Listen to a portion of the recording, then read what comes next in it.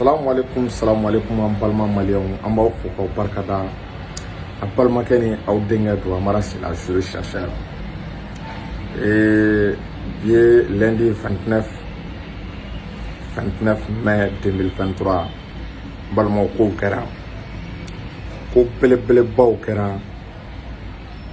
balimaw. Mali ye États-Unis kɔri Mali ye États-Unis an y'a kɔri an m'u frappé fɔlɔ quoi an y'u kɔri dɔɔni dɔrɔn quoi an mɛna révélation camanba de bɛ ko in kɔnɔ a ye vidéo a y'a partagé o tɛmɛlen kɔ vraiment k'an ka Serifukɛ fo Cheikh Cherif Thiam Aidara kabako fura tigi a ye Serifukɛ sɔrɔ kabako fura la fura minnu n'a ka ɲi bana baden ma tension diabète furudimi rɛndimi kɔdimi Serifukɛ ka numéro ye 75 64 10 10 o tɛmɛlen k'an ka kutubu n'an ka waliw fo Cheikh Lassana Kanɛ belebele a bɛ se a tɛ mɔgɔ ci mais ni ko o ko n'a bilenna Mali ko la wuli bɛ kɛ ka ale de sɛgɛrɛ balimaw wallahi ala ka maɲumanw bɛ an ka jamana kɔnɔ Cheikh Lassana Kanɛ ala ka maɲuman ye siga t'a la o tɛmɛlen kɔ ka Cheikh Sala fo Kani Jalo ale de fa ye Segu Dawuda Kani Jalo fo yan fo Tobakura n'a tɔgɔ fɔra Mali mɔgɔw b'a dɔn a dɔnnen don famaw fɛ balimaw wallahi ala ka maɲumanw ma ban Mali kɔnɔ a yɛrɛ y'a ye anw taara Tuba ni semaine kɔnɔna la samedi ani Segu Dawuda Kani Jalo a n'a ye ɲɔgɔn ye a ye duwawu k'an ye a ye duwawu kɛ Mali o de denkɛ ye Cheikh Sala balimaw morikɛ a tɛ une semaine kɛ Mali kɔnɔ a ka foli belebele bɛ yan a famille Kani Jalo la ka bɛɛ fo tɛmɛlen kɔ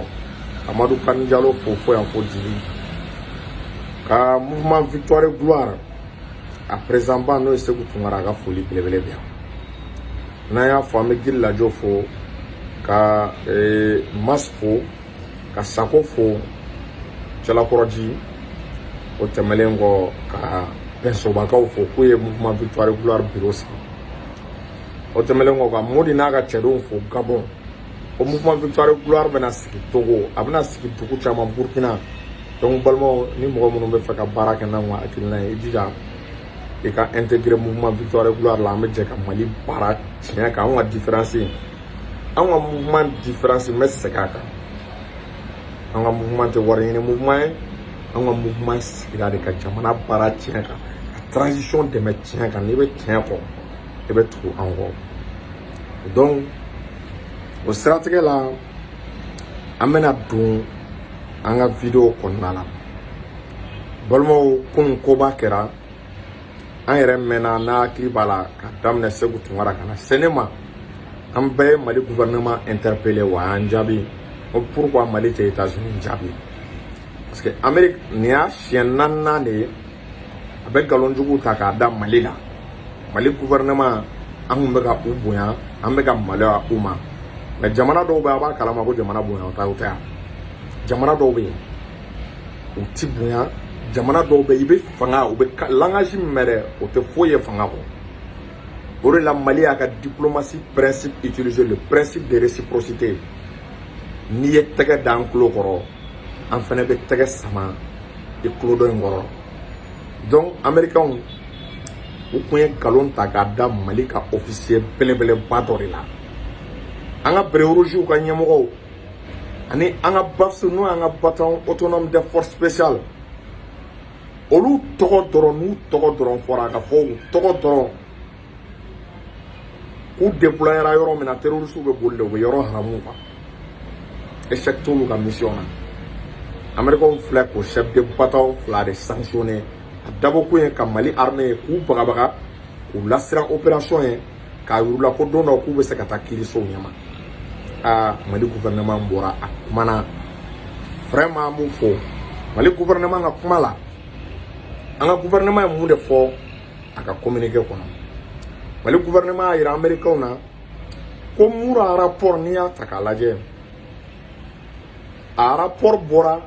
a ma Mali ka enquête jaabi Mali ye enquête dɔ dayɛlɛ Mura situation na Mali y'o dayɛlɛ ONU ye o et pourquoi aw bɛ teliya Mali ma Mali ko k'ale ka enquête jaabi ma bɔ est-ce y'a faamu ko américains y'u basé Mura rapport kan ka Mali officier 2 k'u sanctionné o dɔwɛrɛ tɛ dɛ k'u bɛ fɛ ka Mali armée de tɔgɔ tiɲɛ o dun de ye laɲini ye k'an ka armée lasiran k'an ka armée bagabaga donc a ka fɔ ko États-Unis ɲɛ bɛ an ka armée mɔgɔ dɔw la dɛ donc n'an fɔlɔlama kun don an bɛ siran mɛ u t'a dɔn ko dynamique yɛlɛmana quoi ne b'o de fɔ an ka cɛ kelen tɛ taa CPI la an ka cɛ kelen tɛ ɲininka kiiriso la k'a ye terroriste faga o tɛ se ka o tɛ kɛ ka anw balolen to ko armée k'i hakili latigɛ o la o BAFC ni RCP k'u k'u hakili latigɛ bilahi an ka cɛ tɛ ɲininka enquête tɛ dɛ u tɛ ɲininka yɛrɛ quoi an ti jɛn n'a ye o tɛmɛlen kɔ donc an bɛ continuer toujours communiquer in kan Mali ko o communiquer in na k'i b'a ye k'a fɔ américains y'a dabɔ ka Mali tɔgɔ tiɲɛ ne ko de sen fɛ ko kabiri communiquer in kɛra don min Abdoulaye Diop y'i teliya ka Amérique ambassadeur et ambassadrice muso de don k'a convoquer u kɛlen ka Amérique ambassadrice convoquer ko mun de kɛra k'i b'a ye k'a fɔ ko ambassadrice in yɛrɛ ko rapport bɔra ko mais ko tiɲɛ yɛrɛ la ko ala ko tiɲɛ o preuve tɛ olu américain bolo ko k'a fɔ ko Mali ka sarasiw nɔ b'a la bon a y'a jateminɛ aw ye Mali ka sarasiw tɔgɔ tiɲɛ a tilala k'a fɔ ko preuve jɔnjɔn tɛ ko mais ko siga de kɛra mais ni sigara n'a dalilu t'i bolo pourquoi i b'u tɔgɔ fɔ pourquoi i b'an tɔgɔ tiɲɛ k'an nege bɔ diɲɛ mɔgɔ la o Mali ko Amérique ma k'a ka danne ma ko Amérique ko n b'i bonya dɛ Abdoulaye Diop ko k'an bɛ ka aw bonya o ye nin fɔ ambassadrice ye an bɛ ka aw karama an tɛ fɛ ka aw bila Faransi ka minɛn kɔnɔ k'a ye sabali Faransi bɛ cogo min na Mali bɛ ka Faransi minɛ cogo min na Amérique ko k'a tɛ fɛ est-ce y'a faamu et Mali ko k'a tɛ fɛ ka Amérique bila o minɛn kɔnɔ comme nous continuera an ye min yira Faransi la an b'a yira États-Unis la dugu tɛ bonya Mali ka dɔgɔyama ma ni mɔgɔ jamana o jamana i t'a lase Mali ma Mali b'a t'a lase ma o de sɛgɛtigɛ la Mali ye Amérique hakili jigin ko américain ko n'aw ye tiɲɛtigi ye ko bila ko tɛ aw bɛ ka nkalon da an na ko yan nin cɛ k'a ye nkalon jugu dɔ fana d'an na k'an bɛ ka marifa de ta ka marifa san est-ce y'a faamu Mali tɔgɔ la ko ka to marifa di Wagner ma k'olu ka taa Ukrainiens kɛlɛ ko tiɲɛ t'a la bi tiɲɛ t'a la Mali bɛ ka marifa fɛn fɛn san Mali bɛ k'a yɛrɛ de lakana ko aw y'o nkalon da Mali ko k'an ma d'aw ma tuguni k'a ye nkalon dɔ da est-ce y'a faamu k'a ye aw ban parce que tubabu ye an tɔgɔ tiɲɛ ko ka taa an ka avion sannen n'o ye Kaza avion de transport ko 2021 k'a taara o bloqué Mali ka avion an m'a min an m'a bɔ ko parce que ko siga kɛlen bɛ Mali autorité mɔgɔ dɔw la a taara Mali avion bloqué Mali ko américain k'a ye sabali a ye sabali a ye nkalon d'an na k'an bɛ ka marifa feere Wagner ma a ye sabali a ye nkalon d'an ka sarasiw la a ye sabali Mali ko américain ko n'aw ta ye tiɲɛ k'aw bɛ ka tiɲɛ ɲini k'aw bɛ tiɲɛ kɔ ko Faransi ko pourquoi a y'aw da de k'an bɛ américain mankan mɛn Faransi ye baara min kɛ bunti ka taa population civile faga k'u t'u ka mariage la ka mariage kɛ janaja kɛnɛ ka mariage nisɔndiya kɛnɛ k'o kɛ sukunɛ kɛnɛ k'o kɛ sangabon kɛnɛ ko américain ko pourquoi k'an ma wuli ka Faransi accuser an ma jalaki ta k'a bin Faransi kan an ko aw ka jalaki bɛɛ bɛ ka bin Mali de kan k'a dɔnna Faransi bɛ ka janfa min ta an kama n'o de bɛ ka terrorisme ni Faransi de ka base ye ka terroristes former k'u bila Mali état la aw tɛ kuma olu ma dɛ aw bɛna kuma anw de ma Mali ko k'a bɛ ka Amérique ka position faamu dɔɔni dɔɔni ko mais tagalen ɲɛfɛ don n'a nataw la n'u ma nin dabila Asimi ko k'a bɛ jinɛ yir'u la dɛ ko n'u ma nin dabila n balimaw ko bɛ yir'u la kabini Ala k'u dan u ma deli ka ko min ye u ɲɛ la ah n balimaw c'est la première fois dans l'histoire du Mali an ka ci di États-Unis ma cɛ koba tɛ kɛ ka mɛn mais a bɛ mɛn ka lakale koba tɛ mɛn ka kɛ mais n'a kɛra a bɛ mɛn lakaleli la dɛ o de senfɛ n balimaw an ka autorités ye nin baara min kɛ a bɛ fɔ ne ma le principe de réciprocité n'i ma su bugɔ ɲɛnama tɛ siri ɲɛ Faransi jigi laban de kɛra ka États-Unis su k'a bila Mali la mais Mali y'a yira k'u ka continuer n'a bɛ Faransi kɔnɔ k'an bɛ siran États-Unis ɲɛ dɛ an bɛ ka États-Unis bonya de mais ni États-Unis continuera tan an ye Faransi minɛ bolo min na an bɛ États-Unis minɛ ten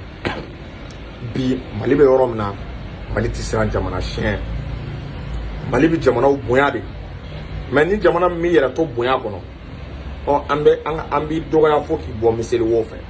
donc Mali ye nin ci de di a ka quatre vérité est-ce que y'a faamu américain ma n'u ma nin mɛn an France ka ambassade gɛn cogo min na u dɔw fana ka ambassade bɛ gɛn ten. Salamu alaikum.